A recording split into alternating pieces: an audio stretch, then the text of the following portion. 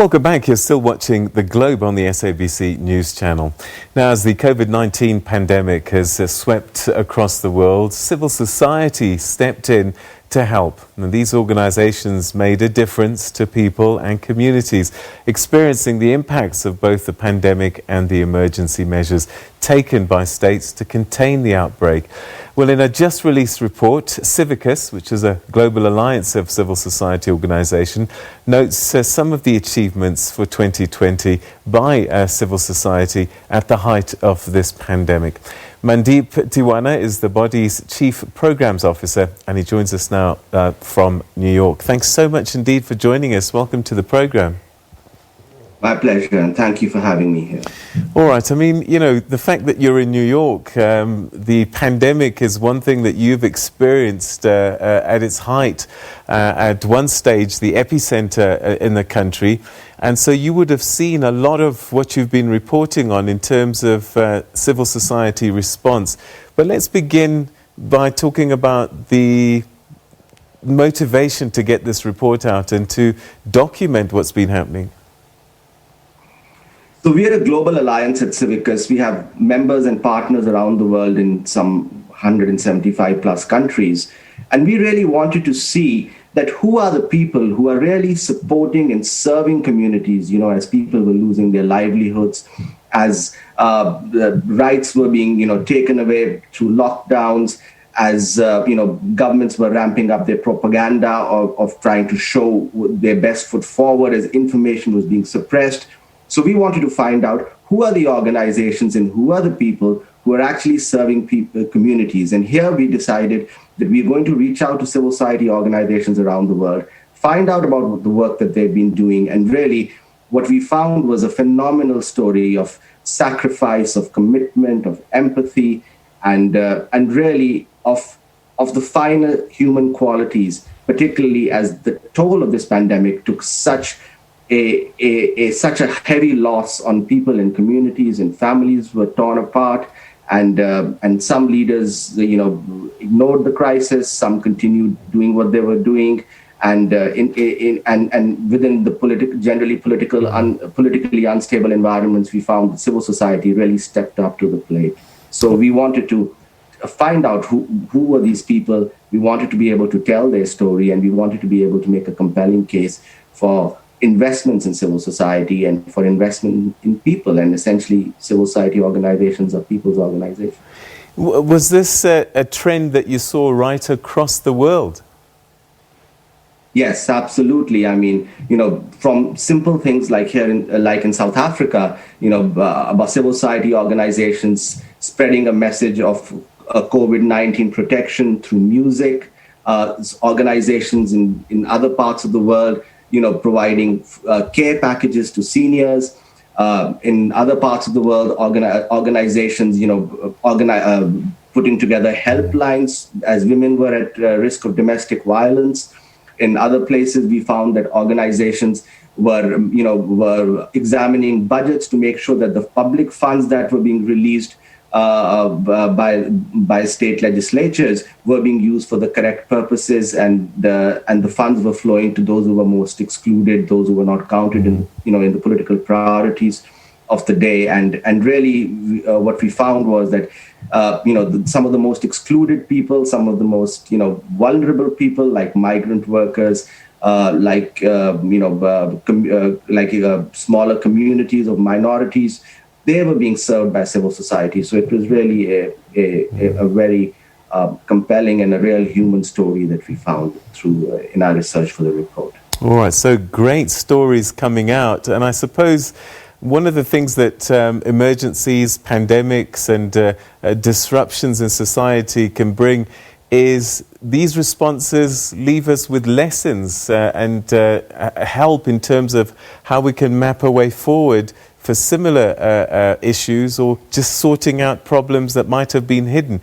Were there powerful lessons learned from observing what has been done?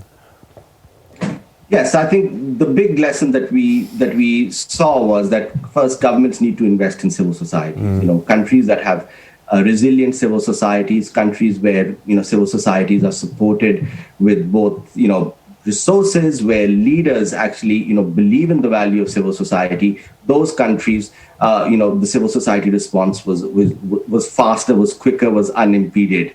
But the other lesson that really is important is that we need to create environments where the right to democratic dissent, that's what civil society exercises often in the interest of the people.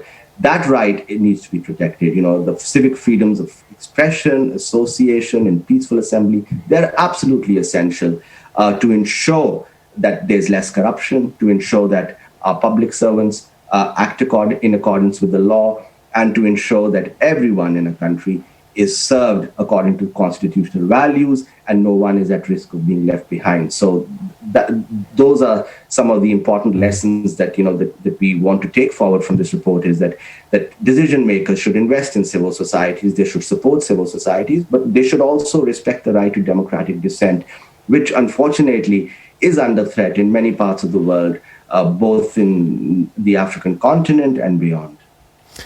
Yeah, there are sometimes accusations that civil society organizations become politicized and they become more politicians than movements there to help and assist.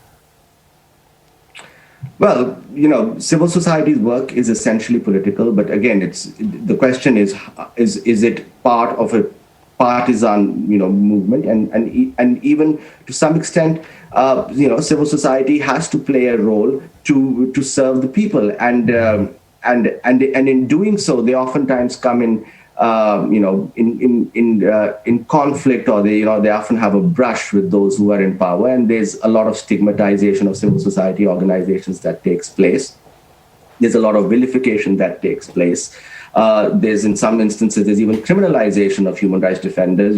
Our work at CIVICUS has shown us that there are people who are activists who've been fighting for justice and rights and democracy, and they're in prison for the work that they do, and unjustly so. So there can be some criticisms, but those criticisms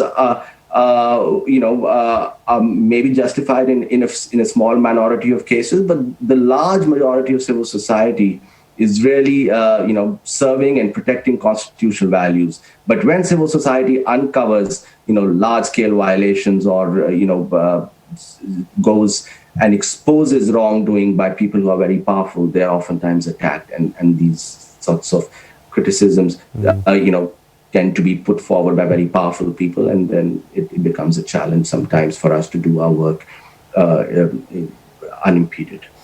All right, I would imagine also when you have a common enemy such as the pandemic, this tends to bring people together. I remember at the beginning of the AIDS story, particularly here in South Africa, you had lots of organizations working separately, fighting this one thing. Do you think that there's better coordination of these society groups, civil society groups? Because in many ways, when you work together, you're able to achieve more than working in these little silos.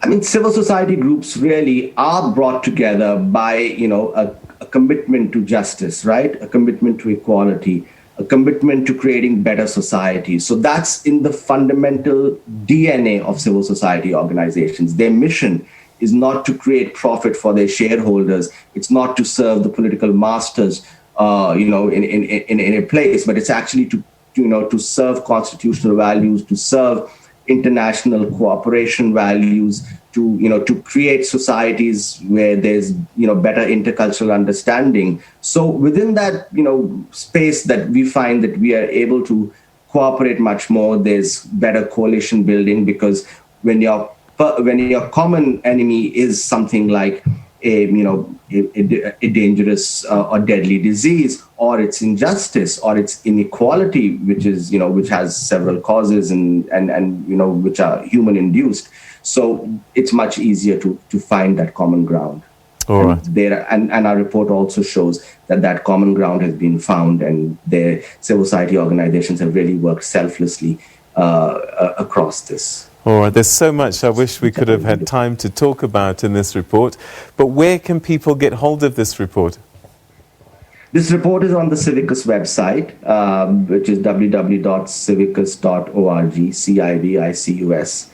And you can Google it very easily, and it's available online, and it has many interesting and compelling stories about the good work that's been done by civil society organizations and activists around the world. Wonderful. Thank you so much indeed, Mandeep, and thanks for bringing this to our attention and highlighting the work that so many people are doing across the world under this umbrella of civil society. Thanks so much indeed.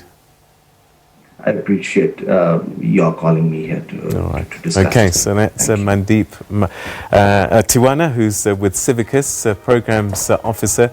And the report is called Solidarity in the Time of COVID-19, Civil Society Responses to the Pandemic. Well worth a read. People doing amazing things, particularly here on the continent, right across the continent, helping people during a very difficult time. All right, more after this.